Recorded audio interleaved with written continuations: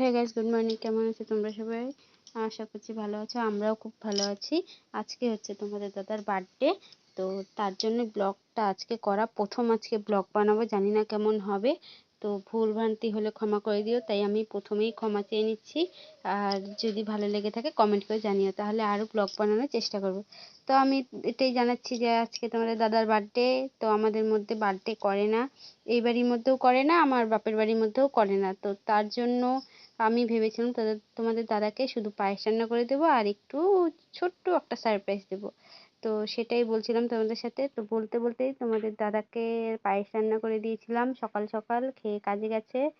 তো ওই যে পায়েস নিচ্ছিল, খালি গায়ে ছিল দেখে বলতেছে যে দেখায়ও না। তো তারপর আমি বাজারে চলে গেছিলাম। বৃষ্টি পড়ছিল আসার সময়, যাওয়ার সময় বৃষ্টি ছিল না। তোমাদের দাদার জন্য গিফট আনার জন্য বাজারে গেছিলাম। তখন বাজে 4:30। আমাদের পাশেই বাজার, বেশি দূর না। তো বাজার থেকে এসে আমি কেক বানাই তোমাদের দাদার জন্য। কেক বানানো দেখানো হয়নি। তারপরে এসে দেখি হয়ে গেছে, তো সেটাই দেখাচ্ছিলাম। আর বাজার থেকে কি কি এনেছিলাম সেটাই তোমাদের সাথে শেয়ার করছি। তো বাজার থেকে এনেছিলাম একটা বেলুনের প্যাকেট, এই বিস্কুটটা দেখাচ্ছিলাম, এটা আমি খাই খুব ভালো তাই। আর চাউমিন ছিল ওখানটায়।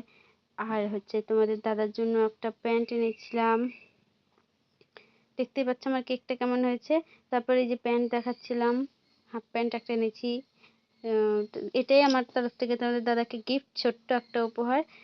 জানি তোমাদের হয়তো ভালো লাগবে না যে এটা কি গিফট, সেটা আবার দেখাচ্ছে। তো আমার মনের থেকে দিয়েছি, ভালোবেসে দিয়েছি তোমাদের দাদা, জানি ভালো লাগবে। আর একটা রুমাল এনেছিলাম, কারণ ওই রুমালগুলো কেমন হয়ে গেছে, তাই বলছিল তোমাদের দাদা যে আমার রুমাল নেই, একটা রুমাল কিনতে হবে। তো ভাবলাম এখনই দিয়ে দিই একটা গিফট হিসেবে। তো তারপরে আমি বেলুন ফোলাচ্ছিলাম, তখন বাজে 6:30। তখনও তোমাদের দাদা আসেনি। আমি ফোন করছিলাম, তখনও তোমাদের দাদা জলপাইগুড়িতেই ছিল। তো আমার ভয় লাগছিল, সেটাই বলছিলাম। আর বেলুন ফোলাতেও আমার ভয় লাগে খুব। আর বাড়িতেও একা একা ভয় লাগছে, বৃষ্টি পড়ছিল। তো কি আর করব, উপায় নেই, থাকতে তো হবেই। তো এটাই বলছিলাম আর বেলুন ফোলাচ্ছিলাম।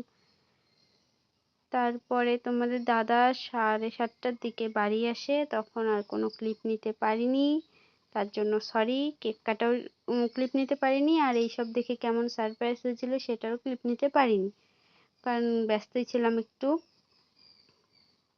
তো বেলুনই ছিল অল্প কটা, তার মধ্যে জানো 4টা বেলুন ফেটে গেছে ফুলাতে ফুলাতে। এমনি ভয় পাই, তার মধ্যে দুটো ফুটো বেরিয়েছে, ফোলেনি। ওই 14টা বেলুন দিয়ে কোনো রকমে সাজিয়েছি, তো তোমরা কিছু মনে করো না। তো সেটাই আমি এখন দেখাচ্ছি। ওই গোড্রেসে একটা লাগিয়েছিলাম, সেখান থেকে পড়ে গেছে এই যে এইখানটায়।